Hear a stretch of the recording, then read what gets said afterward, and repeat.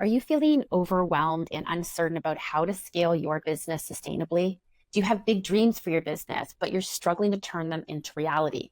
Or maybe you're just tired of sacrificing your health, your well being, time with your family, and your own self care all in the pursuit of success.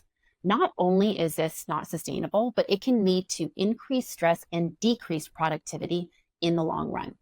Don't let the chaos of running a business hold you back any longer.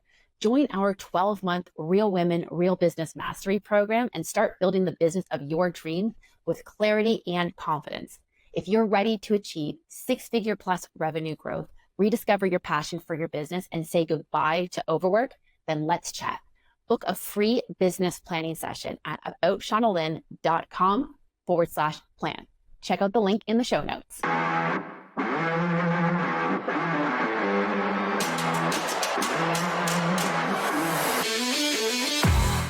Hello and welcome to the Real Women, Real Business podcast. I am your host, Shauna Lynn Simon. And if you're working harder than ever, but you're finding that your bank account's just not reflecting that, you can't seem to keep up with all of your expenses, you might actually be caught in a pricing trap that so many women entrepreneurs find themselves stuck in, and it keeps them just spinning their wheels. So today I want to cover the 4 invisible traps that are keeping you stuck in a cycle of under-earning, overworking, and honestly, feeling pretty frustrated about the whole thing. So grab your coffee or tea or beverage of choice and let's dive into the pricing trap that's keeping you, well, broke. And more importantly, we're going to talk about how to actually get you out of that as well. Now, before we jump in, I do want to lead with this important reminder. If you don't know what it costs to offer your products, your services, you're going to continue to find yourself struggling when it comes to your pricing. But when you know what your expenses are and you can account for all of those, then you can price for profit. When you know what it costs to offer your product or service, you make sure that you identify your time, your opportunity costs, all those expenses, all those costs that go into that. You won't sell it for anything less than that. I have worked with numerous entrepreneurs over the years, help them fix their pricing strategies. But even myself, I need someone to check me out every now and then to remind me that pricing isn't this arbitrary number and that I have very real bills to pay. And I can't just be discounting my prices because someone was really nice and I really wanted to work with them or it sounded like a fantastic opportunity. Trust me, I've heard it all. So I've worked with a lot of entrepreneurs to help them with their pricing strategies. And honestly, this can be, an ongoing challenge if you're finding yourself struggling with it and you think, oh, everybody else seems to have this all figured out. Let me tell you that pricing is a constant conversation in majority of my coaching calls, still to this day, no matter how successful someone is, no matter how much money they're bringing in. One of the biggest mistakes that people make, though, is that they mistake revenue for profit. And they actually consider revenue cash flow, like, oh, cash is flowing in, but they're not paying attention to cash flowing out. And so they end up with what's considered a negative cash flow, which is not sustainable, of course. When you're just looking at revenue, it's easy to miss the fact, though, that your expenses aren't necessarily keeping up. And that's just a slow leak in your business. So you do need to ensure that you are on top of your numbers at all times. And what this looks like for every company is a little bit different depending on how big the volume is that you are operating in. So you might not get down to every single detail as to how many Post-it notes and staplers were bought that month. But if you're a smaller company, yeah, you need to be paying attention to all of those intricate costs. Maybe not quite down to the very last staple, but you get the idea. So when I worked in my last corporate job, so for anyone who's not familiar, I worked a couple of corporate jobs prior to shifting into entrepreneurship back in 2007. So my last corporate job, it's actually really funny. I was working with the VP of sales. And so my responsibility was to price out all of our products. So not just our regular catalog products, but if someone had a special request for something, I was the one who was responsible for evaluating what our production costs were for that, what our raw material costs were, what everything that went into that producing that product, what it costs, and then identifying what we should be selling it for based on a reasonable margin or markup. So I'm working with the VP of sales. And he was not understanding the concept of negative cash flow. And I mean, maybe he was. I guess I can't see inside his head, but he was looking at strictly revenue. So we had this quote request for, it was like 1 million of this small product that we sold. The small product that we sold, I think on average, we're selling like 100 of these, maybe 200 of them for like $1. And he wants to know, can we do it for less than that, given that these guys wanted to buy like 1 million of them? Well, of course we can do it for less. There's a lot of efficiencies. There's bulk purchase quantities. We can do a lower profit margin, of course, on an order of that size. So I crunched all the numbers, got it about as lean as I possibly could, and gave him the number of here's what we can present it as.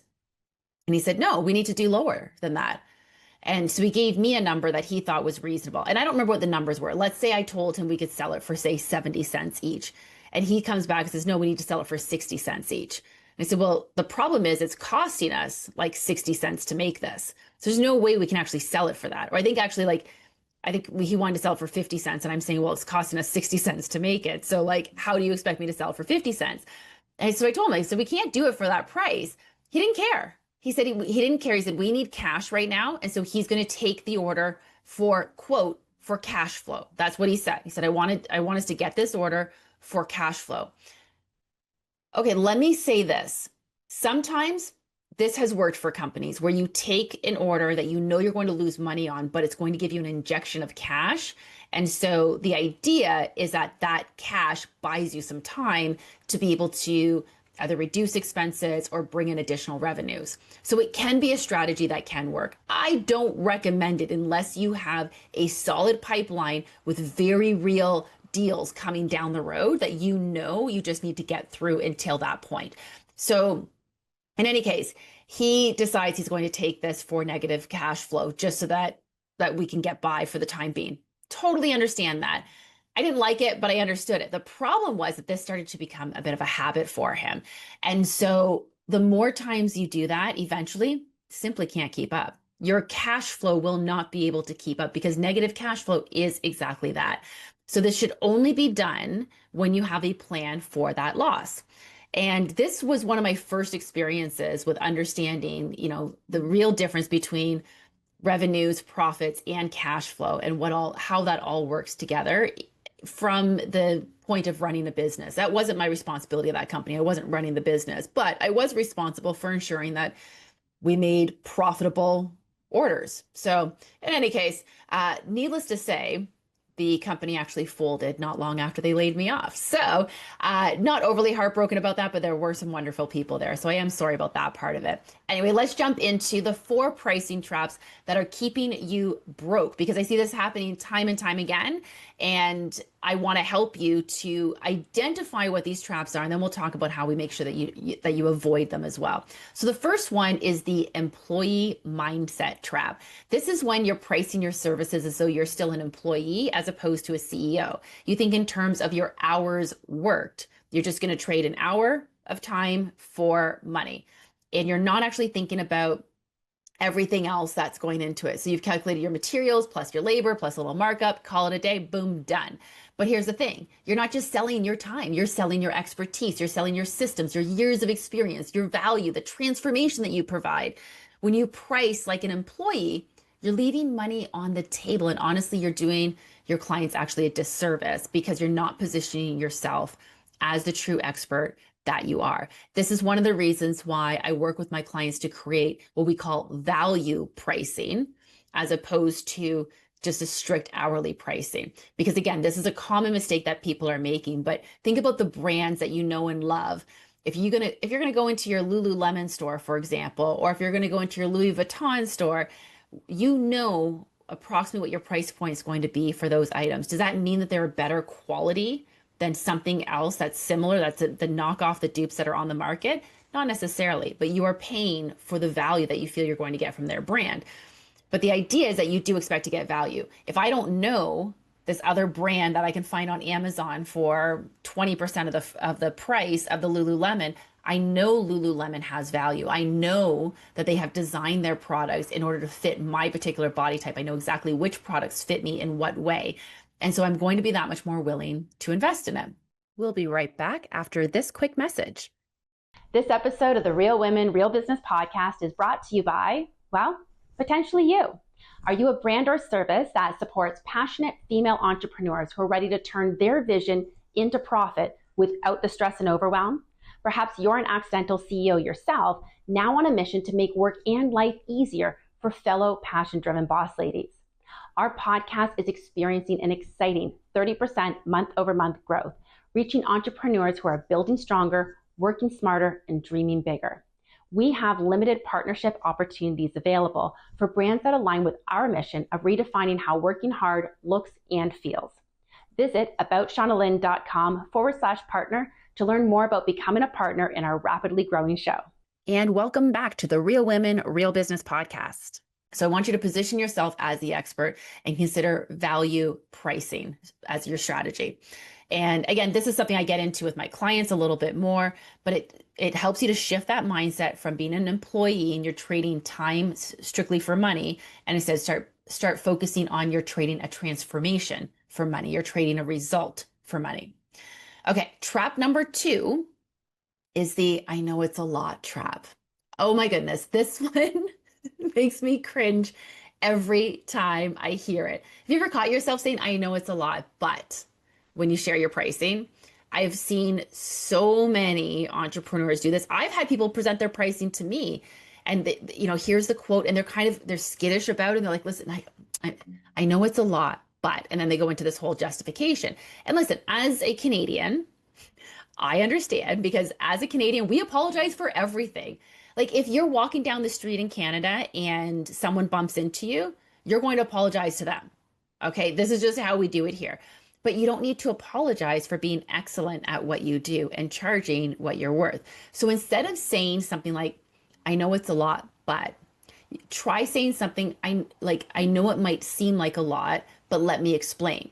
And only say that in response to a client identifying that maybe they can't afford it or that it seems high for them. Saying that it's a lot, I've never confirmed when someone says that's a lot of money. No, it's not. It might be a lot of money for them. And I understand that. And it's not to say that you shouldn't be respecting someone's budget, of course, but is it a lot? It's all relative. And so if you are worth it, then it's never too much. If anything, you should probably be charging more, right? So instead of saying, I know it's a lot, but try saying, I understand it might seem like a lot, but let me explain. And then clearly break down exactly what's included. Explain the transformation. Help your clients to understand that they're not just paying for your time, they're investing in your results. Most of the time, when someone says no to whatever it is that you're offering, they're not necessarily rejecting your price. It might seem like they are because they might even package it up as though they're rejecting it due to price, but they're revealing that something isn't clear. No really just means I don't understand yet. I don't understand the full value yet. So educate, don't apologize. And be prepared, of course, to walk away if someone's just not going to be the right fit. If they can't afford it, if they're not able to afford it today, they might be able to afford it in a few months, but it doesn't mean that they're going to be able to afford it next week. So walk away, come back if needed. Okay, so trap number 3. I mean, I think so many people have been caught in this trap. Even I've been caught in this trap for sure.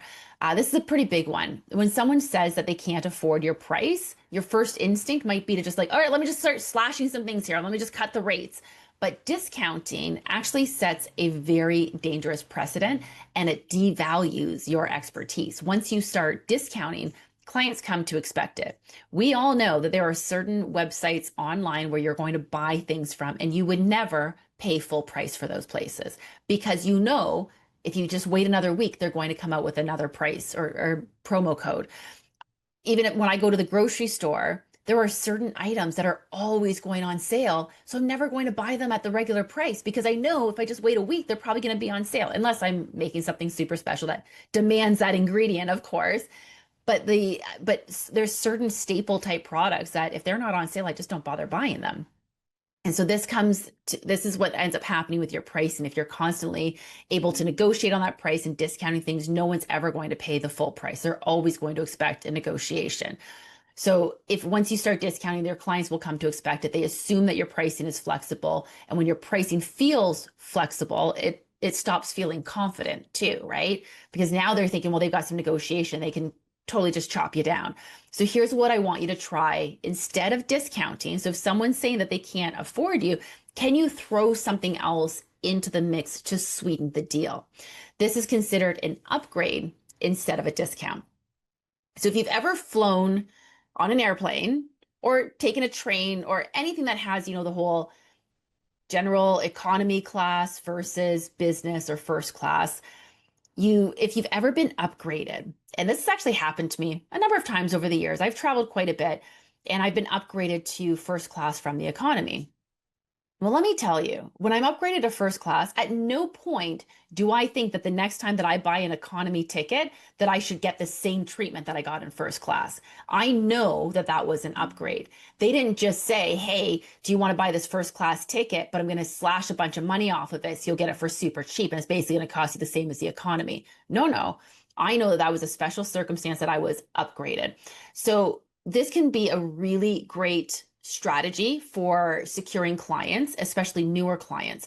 So think about the value that you can provide and can you add something to their package that doesn't cost you a lot of time or money, but can be considered a bit of an upgrade for them. So instead of discounting, how do we upgrade?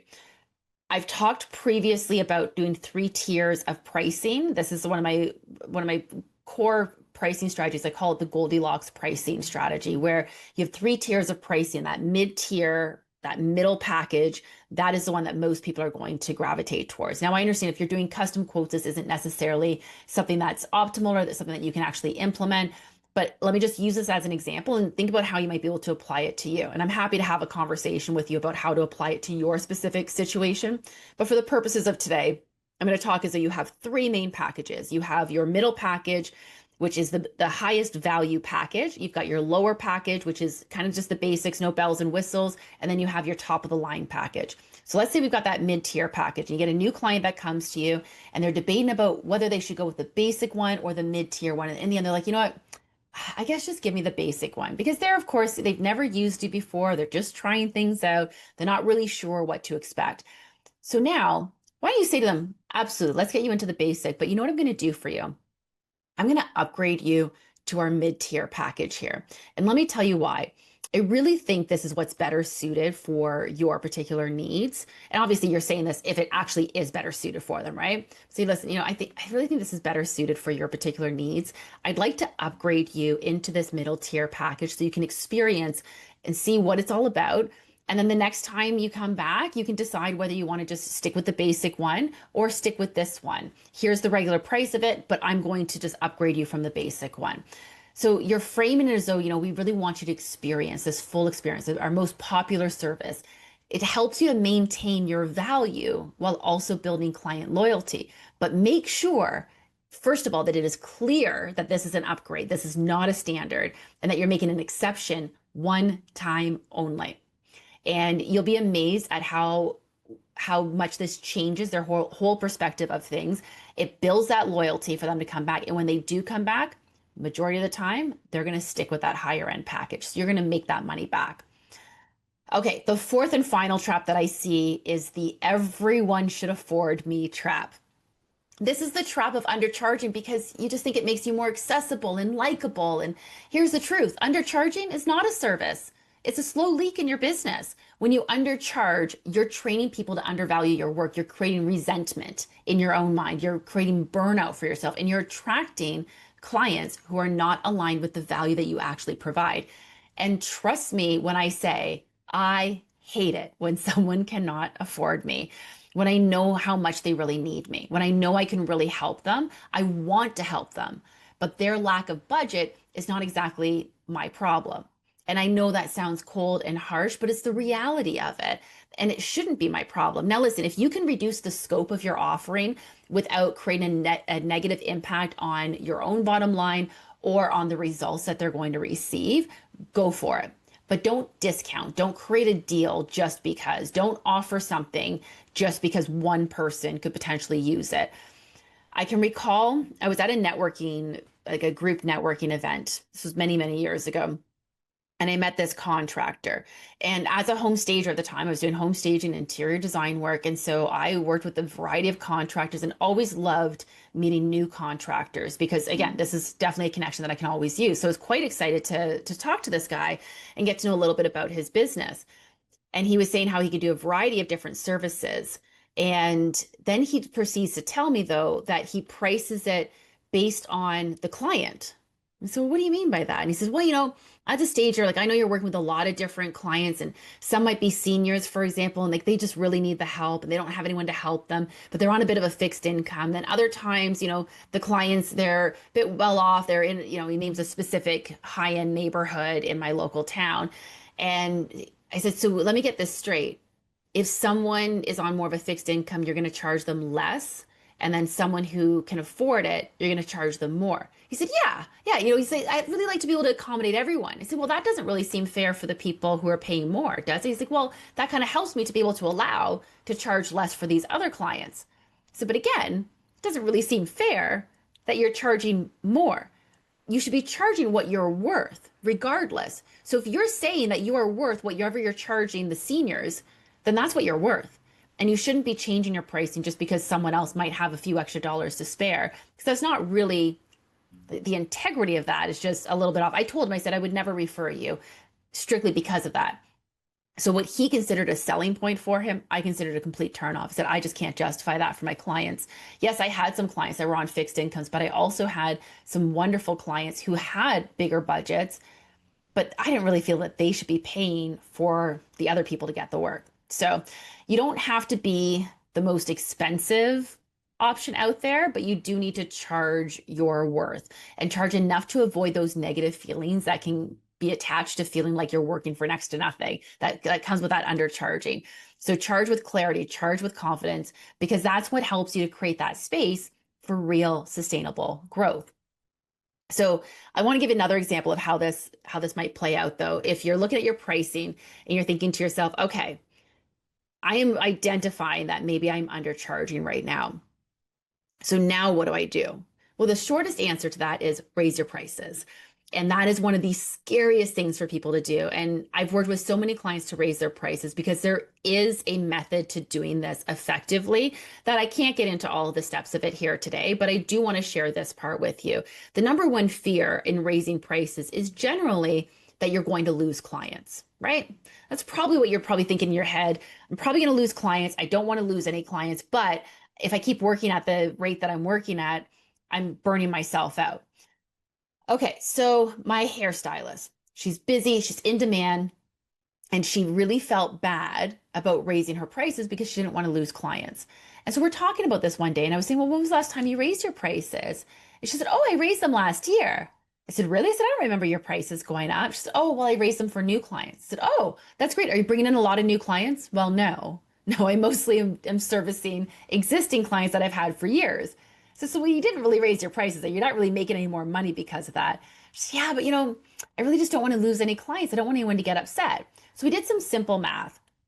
Now, obviously, like most of our businesses, she offers a variety of different types of services, and they can range in pricing, of course. And they take a different amount of time each day. So she might be able to see only, 3 or 4 clients one day and 6 or 7 another day. But we said, okay, let's just assume you're seeing an average of 5 clients a day. That's kind of what it worked out to be. She said, yeah, that sounds about right. So, okay, let's say you raised your prices by just $10 a client. Now, I know that's going to be different if the client's a $20 haircut versus a $200 highlights, cut, shampoo, the works. But let's just say at 5 clients a day, each one of those 5 clients paid her an extra $10. That's an extra $50 per day, which works out to an extra $250 per week if she's working 5 days that week, which works out to an extra $1,000 a month on average.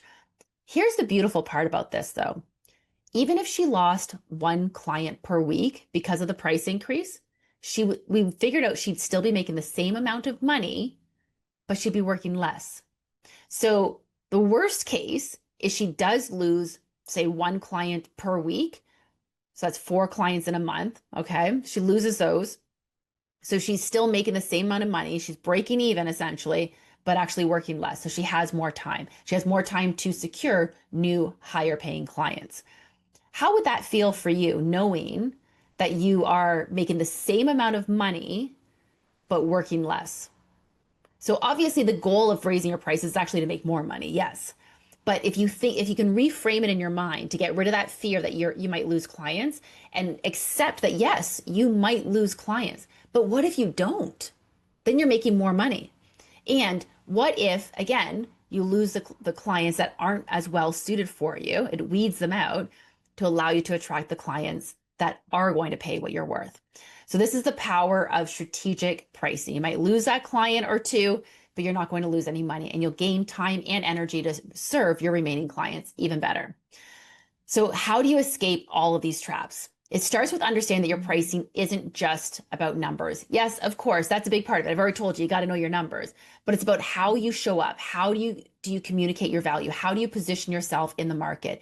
You need to reflect your value in everything that you do, but especially in your marketing. If your website, your communications, if those look like do it yourself, you did kind of this DIY hack job to it, you're going to attract the clients that are looking for budget options. And if that's the type of client you want to attract, by all means, but now you know that you have to go on quantity. And so you're really, if they're budget conscious and that's what you're marketing to, the value is not going to be there so much as the quantity needs to be. So understand what your goals and your objectives are. When your brand experience is polished and confident, your audience assumes that your pricing is going to match that. And I can tell you, in my experience, when my clients raise their prices, especially when they raise their prices for the new people coming in, okay? So, two different strategies, of course, for raising your prices for the next person you quote versus raising your prices for your existing clients. But if you're raising your prices for the next person that you quote, I can't tell you how many messages I have from my clients saying, so I presented the pricing, I raised it up, whether it was $200, $500, $5,000, whatever it was, raised it up, and they said, sure, that sounds about right.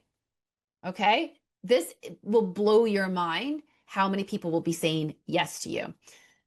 So the key is, though, you need to be willing to walk away. And I mentioned this earlier. You need to be willing to walk away. Not every client is going to be your client, and that's a good thing.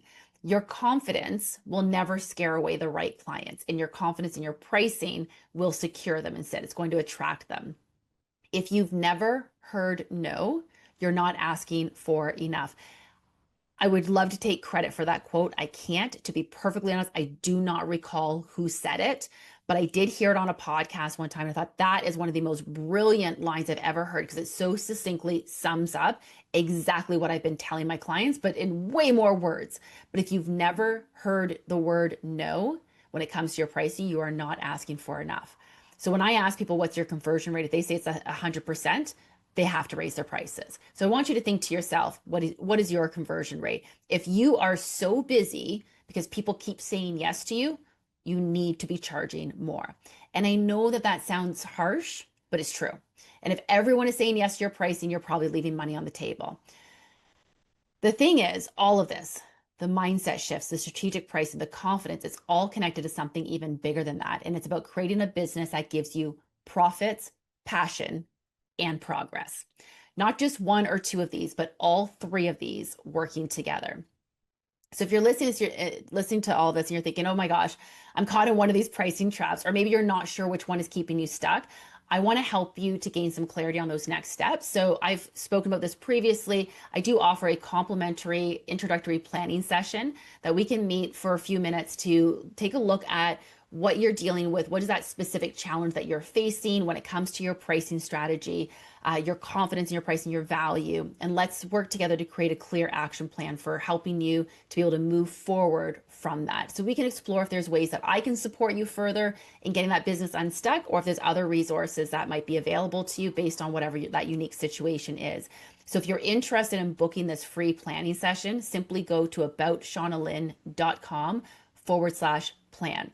And the goal is that we really want to ensure, again, that your profits, your passion, and your progress are all in alignment. Because when we only have one of those things or two of those things working for us, things are going to feel a little off balance in your business. You're going to feel a bit of a shift.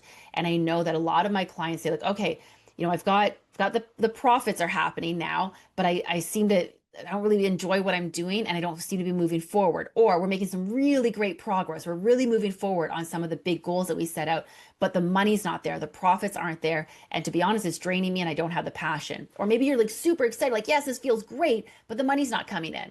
You've got to have all three of those in alignment. So feel free to book a call with me and we can discuss where you're at, see where maybe you're falling out of alignment, and create a plan for getting you back in alignment. I don't want you to allow these pricing traps to keep you stuck for one more day. You've got incredible value to offer. It's time that your business and your bank account reflected that.